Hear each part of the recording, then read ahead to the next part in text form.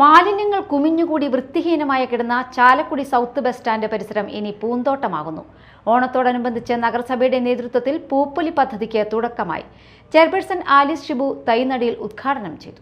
മാലിന്യങ്ങൾ വലിച്ചെറിഞ്ഞും കാട് വളർന്നും ഏറെ വൃത്തിഹീനമായി കിടന്നിരുന്ന ചാലക്കുടി സൗത്ത് ബസ് സ്റ്റാൻഡിന്റെ പടിഞ്ഞാറ് ഭാഗം പൂന്തോട്ടമാക്കാനുള്ള പ്രവർത്തനങ്ങൾ ആരംഭിച്ചു.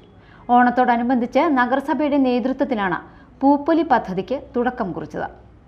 മഴക്കാല പൂർവ്വ ശുചീകരണ പ്രവർത്തനങ്ങളുടെ ഭാഗമായി സൗത്ത് ജംഗ്ഷനും പരിസര പ്രദേശങ്ങളും ശുചീകരിക്കുന്നതിനിടെയാണ് ഈ പ്രദേശത്ത് പൂക്കൃഷി നടത്താൻ തീരുമാനിച്ചത്. സ്വച്ഛ സർവേക്ഷൺ പദ്ധതിയുടെ ഭാഗമായി കാട് വെട്ടിത്തെളിക്കുകയും യന്ത്രങ്ങൾ ഉപയോഗിച്ച് മാലിന്യങ്ങൾ നീക്കം ചെയ്യുകയും പുതിയ മണ്ണ് നിക്ഷേപിക്കുകയും ചെയ്തു.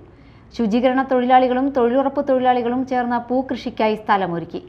മാലിന്യങ്ങൾ വീണ്ടും നിക്ഷേപിക്കുന്നത് തടയാൻ നെറ്റ് ഉപയോഗിച്ച് പ്രദേശം സുരക്ഷിതമാക്കുകയും പരിസരം വൃത്തിയായി സൂക്ഷിക്കണമെന്ന സന്ദേശ ബോർഡുകൾ സ്ഥാപിക്കുകയും ചെയ്തു. ഓണത്തോടനുബന്ധിച്ച് പൂപ്പൊലി പദ്ധതിയുടെ ഭാഗമായി 500 ചെണ്ടുമല്ലി തൈകളാണ് ഇവിടെ നട്ടുപിടിപ്പിച്ചിരിക്കുന്നത്.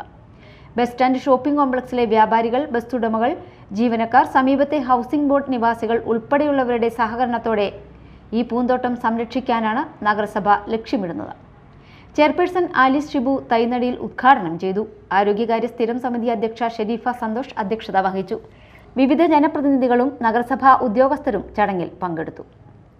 Media time, Chalakudy.